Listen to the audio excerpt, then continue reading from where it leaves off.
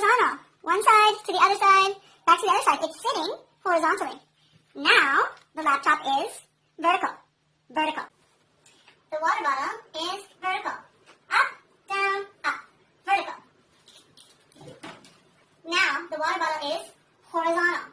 Side to side. The lamp is normally from up to down, down to up. The lamp is vertical. And now,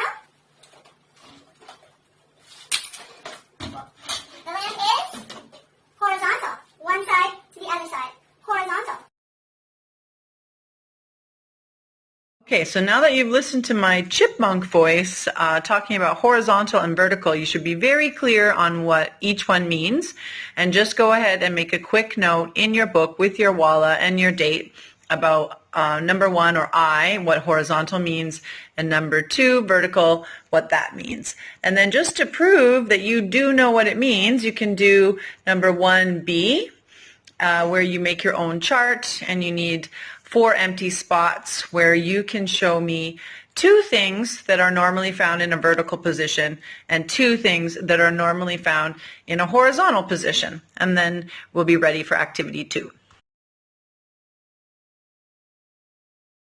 Let's move on to activity 2. We're going to apply the concepts of horizontal and vertical to a concept that you should know well by now, and that is symmetry.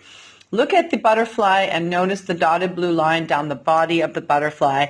So the line helps you imagine that both the halves are exactly the same, because the butterfly doesn't actually have a line there. But when we put a line of symmetry, we make it 2 sides exactly the same. So now think about drawing a horizontal line across a couple letters B and C, and you will cut them in half so that both the top and the bottom halves are exactly the same. And once more, we are going to create lines of symmetry, but this time with vertical lines going up and down so that the right side and the left side will look exactly the same when you're done. So on activity 2B, you have to draw the lines of symmetry yourself, and you're going to use shapes, and you have to look, does it say horizontal or vertical? If it's a horizontal line that you need to draw, draw it exactly down the middle of the shape.